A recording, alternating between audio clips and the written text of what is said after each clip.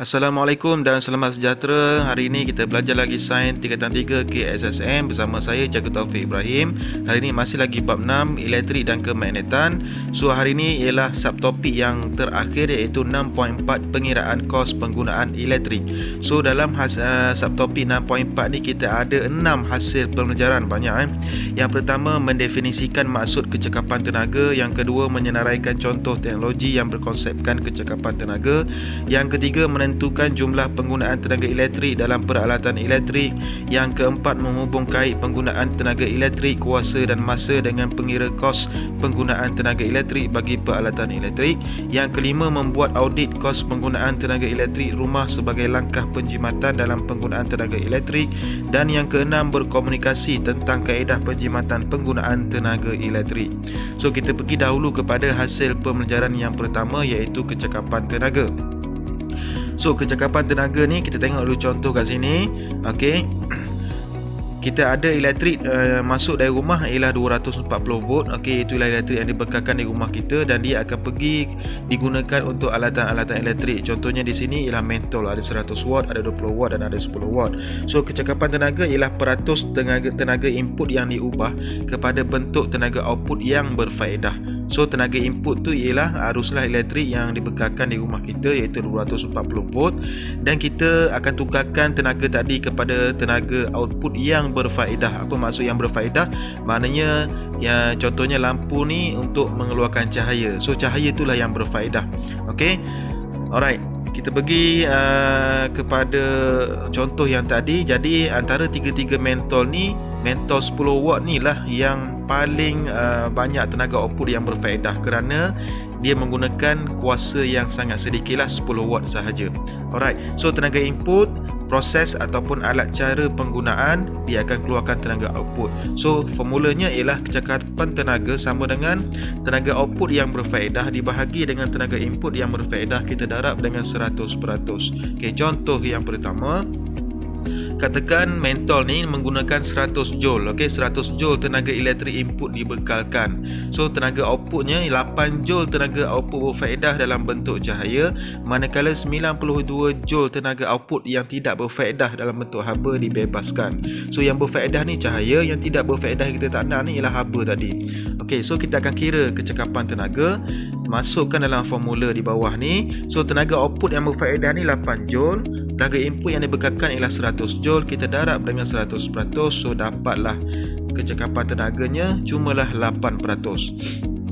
So mentol filament ni tidak sesuai digunakan sekarang. Okey, sebab dia membazirkan tenaga dan meningkatkan bil elektrik. Okey, betul lah, sebab dia kecekapan tenaganya 8% saja. Banyak tenaga dilari kepada tenaga haba yang kita tak nak pun. Okey, yang tidak berfaedah untuk kita lah, sebab kita nak cahaya sahaja. Contoh yang kedua, kita guna lampu mentol satu lagi ni iaitu mentol LED. So sama juga, kita bekalkan 100 joule tenaga elektrik input dibekalkan, dia akan pergi kepada 95 joule tenaga output berfaedah dalam bentuk cahaya dan 5 joule tenaga output yang tidak berfaedah dalam bentuk haba dibebaskan. Okey, so berapa kecekapan tenaga bagi mentol ni? Kita masuk sahaja dalam formula di bawah ni. So tenaga output yang berfaedah ni iaitu dalam bentuk cahaya 95 joule, kita bahagi dengan tenaga input yang dibekalkan iaitu 100 joule, darab 100%.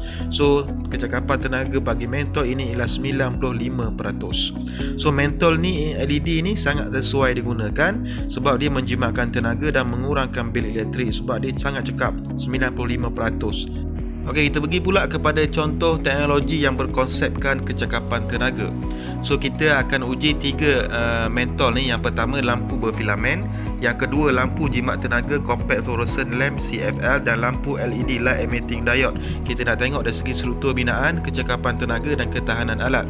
So kita tengok lampu berfilamen dahulu. Okey, ni adalah lampu berfilamen. So kecekapan tenaga elektrik yang ditukarkan kepada tenaga cahaya maksimumnya ialah 10%.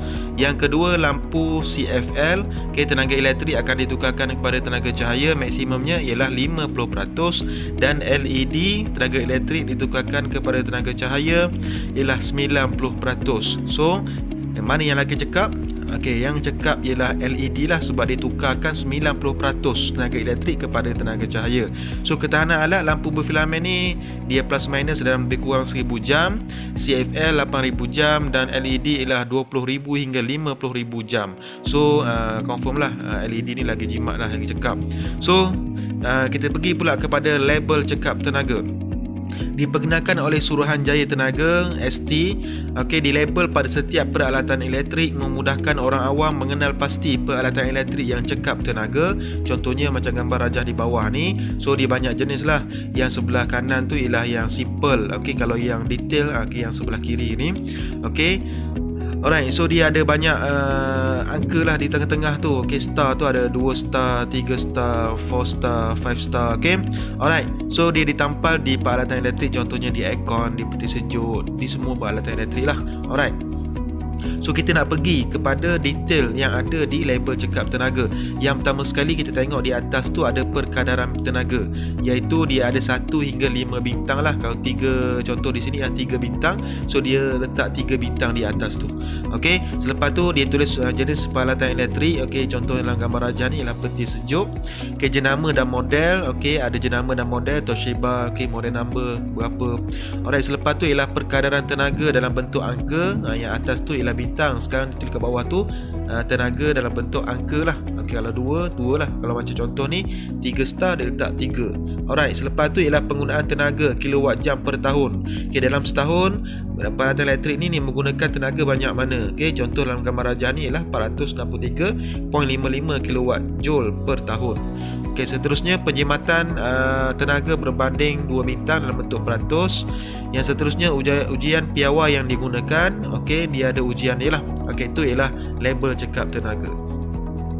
So kita teruskan kepada penggunaan tenaga elektrik dalam peralatan elektrik. Kita akan belajar 3 benda. Yang pertama kuasa elektrik, yang kedua arus elektrik dan yang ketiga ialah voltan. Kita pergi satu persatu. Okey, kita pergi dahulu kepada kuasa elektrik, iaitu P, stand for power.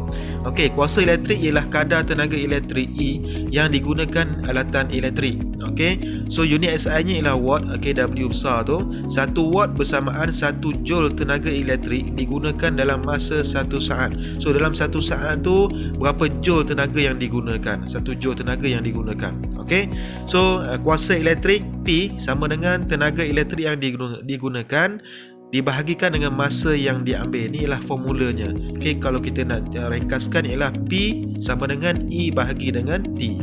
P equal to E over T. Alright, contoh kita tengok contoh. Katakan mentol A ni 40 watt dan mentol B ni 60 watt dia punya kuasa. Okey, ni ialah dia punya kuasa. Kalau mentol A ni menggunakan tenaga elektrik pada kadar 40 joule per second, maknanya dalam 1 saat dia menggunakan 40 joule tenaga. Untuk mentol B pula menggunakan tenaga elektrik pada kadar 60 joule per second, maknanya dalam 1 saat ni menggunakan 60 joule. So tenaga yang digunakan dalam mentol A ni lagi jimat lah, sebab dia dalam 1 saat diguna 40 joule sahaja berbanding mentol B. Alright, so kita teruskan pergi kepada arus elektrik ataupun I. Okay, apa ni dia punya simbolnya I untuk induced current dalam bahasa Inggeris. Okey, kadar pengaliran cas elektrik Q melalui satu konduktor. Okey, dia ialah kadar pengaliran cas elektrik. Okey, unit SI bagi arus elektrik ialah ampere A. Unit SI cas elektrik ialah coulomb C. Okey, dan formulanya ialah arus elektrik sama dengan cas elektrik dibahagikan dengan masa yang diambil. Okey, kalau dia punya simbolnya I equal to Q over T ataupun I sama dengan Q dibahagikan dengan T. Okey, seterusnya ialah voltan. Voltan ialah tenaga elektrik E yang digunakan untuk menggerakkan seunit cas elektrik Q melalui konduktor. Dia ni ialah tenaga elektrik dia yang menolak cas elektrik untuk bergerak. Okey, unit SI voltan ialah volt, V besar. Formulanya ialah voltan voltan sama dengan tenaga elektrik yang digunakan dibahagikan dengan cas elektrik. Okay, kalau kita simpelkan dia, V equal to E over Q ataupun V sama dengan E dibahagikan dengan Q. Kita nak bagi senang, nak bagi ingat, kita tengok contoh ilustrasi di bawah ni. Bayangkan kita nampak ada sungai yang mengalir. Okey, bayangkan okey, kita ambil satu buk kertas, kita letak di atas sana. Jadi buk kertas akan bergerak jika arus sungai mengalir. Okey, macam ni lah. Okey, dia akan bergerak lah.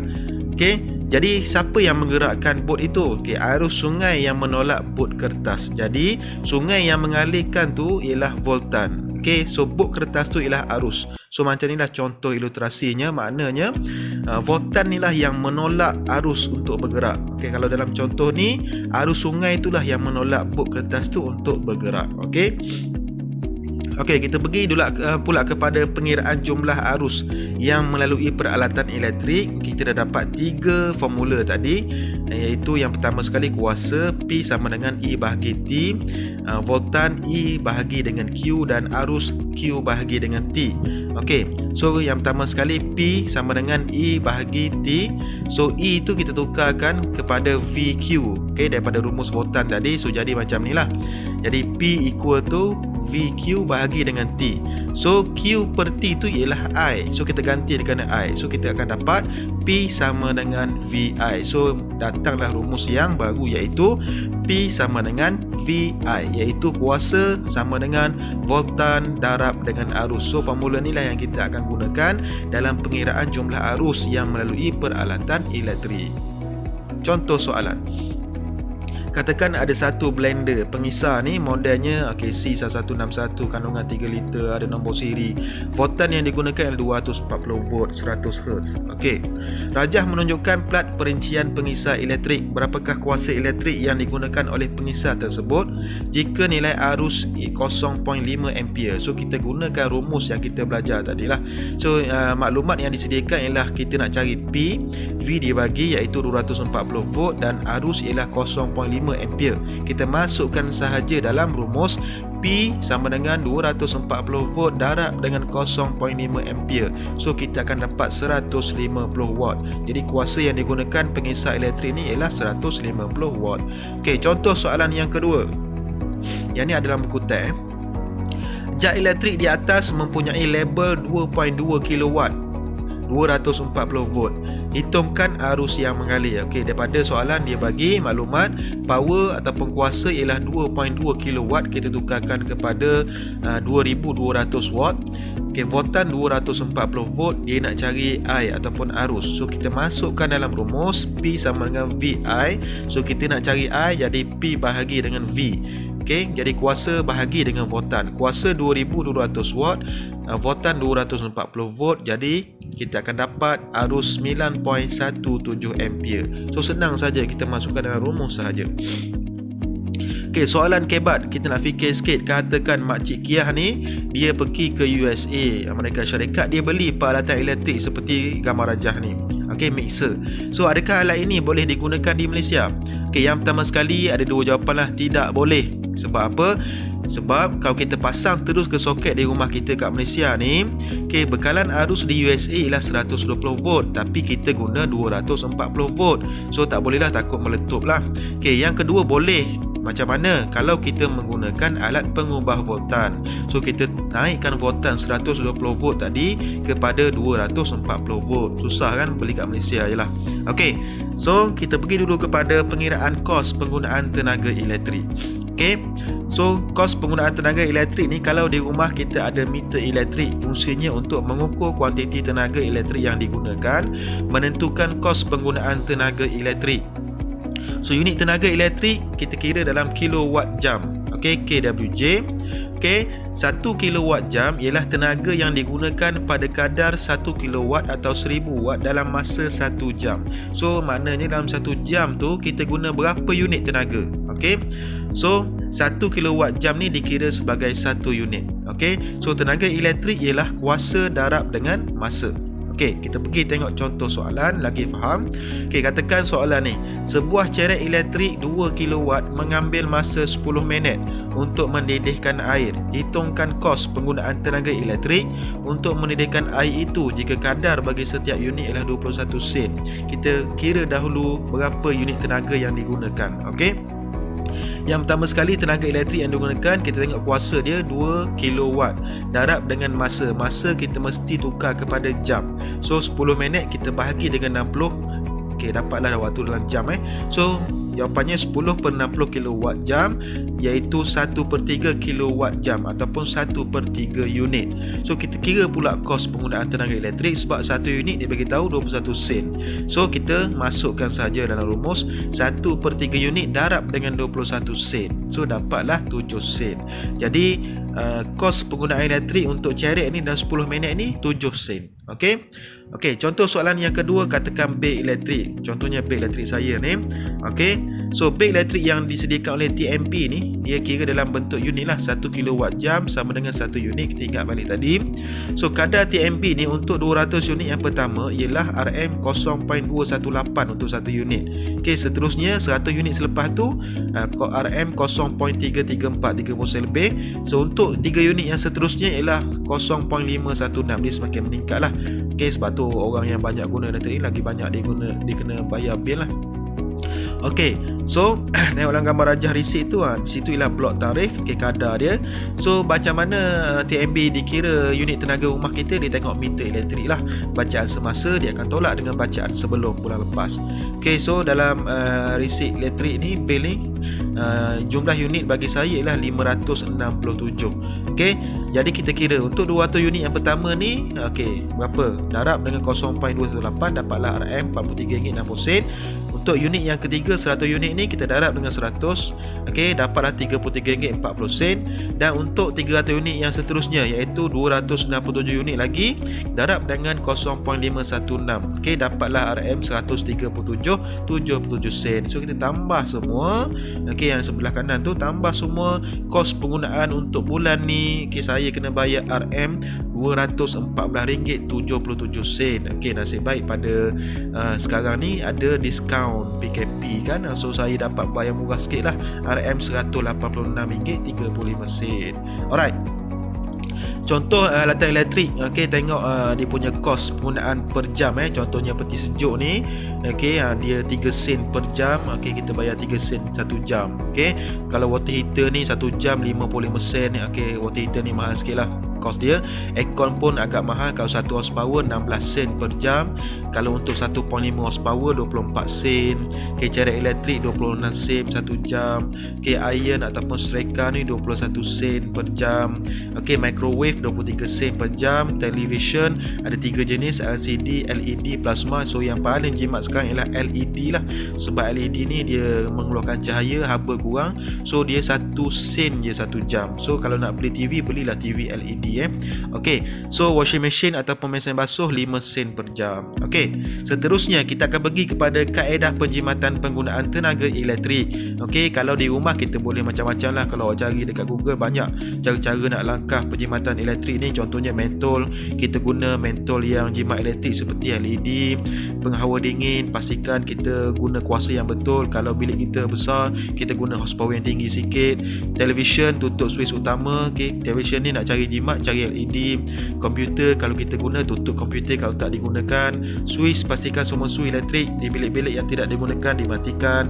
Okey, kurangkan guna pemanas air, guna mentol LED, cabut plug tidak digunakan. Ada chop energy star pada peti sejuk supaya peti sejuk tu dia lebih jimat. Guna penghawa dingin secara berkala menggunakan penebat insulation. Okey, so ni ialah di rumah. So dalam buku teks kita akan bincang berkenaan dengan bangunan hijau. So bangunan hijau ni konsep penjimatan guna tenaga, dia dapat menjimatkan kos penggunaan tenaga elektrik dari segi apa? Okey, tengok ciri-ciri dia. Yang pertama, dia mempunyai sistem pengudaraan yang cekap. So bangunan tu tak panas sangat, so kita tak gunalah aircon terlampau kerap. Yang kedua ialah memaksimumkan pencahayaan semula, jadi dia menggunakan cahaya daripada matahari di luar, so tak guna sangat lampu-lampu. Okey, yang ketiga ialah pemasangan panel suria sebagai sumber tenaga. Dia menggantikan dia boleh menghasilkan elektrik lah daripada panel suria sebagai sumber tenaga yang boleh baharu. Okey, contohnya macam ni lah. Kita nak tengok bangunan hijau ada tak kat Malaysia? Ada. Okey, contoh bangunan hijau di Malaysia. Yang pertama sekali ialah bangunan Berlian Suruhanjaya Tenaga Malaysia. So dia mesti jadi contoh lah, sebab Suruhanjaya Tenaga ni kan dia promote pasal bangunan hijau di Malaysia. Okey, so Suruhanjaya Tenaga ni ada bangunan berlian. Dia reka bentuk macam berlian lah. Tengok gambar rajah di sebelah kiri ni memang macam berlian. Okey, indeks tenaga bangunan bagi bangunan belian ni jumlah 85 kilowatt jam per meter per square ataupun meter kuasa 2, iaitu kita tengok tenaga, indeks tenaga bangunan ni maksudnya berapa tenaga yang digunakan oleh bangunan ni dalam masa 1 tahun. Okey, untuk bangunan belian ni 85 sahaja berbanding yang normal 210 kilowatt jam per meter square. So dia dapat menjimatkan tenaga sehingga 65%. Okey, banyak jimat. Dilengkapi dengan fotovoltaik, okey, dia dapat menampung 10% tenaga. Selepas tu 50% keperluan pencahayaan daripada pencahayaan semula. Jadi waktu siang digunakan cahaya matahari sahaja sebagai sumber cahaya dalam bangunan. So tak perlulah kita guna sangat lampu pada waktu tu. Alright, selepas tu bumbung konkrit tertebat mengurangkan penyerapan haba dalam bangunan. Jadi bangunan ni tak panas sangat, sejuk. Selepas tu pengumpulan air hujan. Paip air dilengkapi pengudaraan. So dia dapat mengurangkan penggunaan air yang kita boleh minum ni sehingga 65%. Okey, so dia jimat elektrik, jimat air. Okey, bangunan pun sejuk. Ni ialah contoh bangunan hijau di Malaysia. Okey, yang kedua kita ada masjid yang terletak di Cyberjaya, iaitu Masjid Raja Haji Fisabilillah. Okey, di Cyberjaya Sepang. Ni juga ialah contoh bangunan hijau di Malaysia, menggunakan pakai sistem pengudaraan semula jadi, so tak panas sangat masjid ni. Menggunakan air tadahan hujan untuk menampung kegunaan air bersih. Yang ketiga, menggunakan pencahayaan semula jadi, iaitu cahaya matahari. Panel solar dan panel rumput tiruan atas bumbung. So panel suria ataupun panel solar di bumbung tu untuk menghasilkan tenaga elektrik, dan dia jual pula tenaga elektrik ni kepada TNB. So dia dapat untung dalam RM5,000 sebulan lah. So panel rumput tiruan ni untuk mengurangkan haba masuk ke dalam masjid ni. Jadi masjid ni sejuk sikit. Menggunakan lampu LED yang jimat, dan dia ada sistem sensor lah. Okey, tengok waktu malam sikit baru lampu tu akan menyala. Kalau cahaya banyak dia akan tutup. So sangat jimat. So ni ialah dua contoh bangunan hijau yang ada di Malaysia. So habis bab 6.4, panjang kan. So kita uji pemahaman anda. Tengok soalan-soalan yang saya sediakan di bawah. Klik saja di bawah tu dalam YouTube saya. Jangan lupa untuk subscribe. Alright, seterusnya kita akan pergi kepada bab 7, tenaga dan kuasa.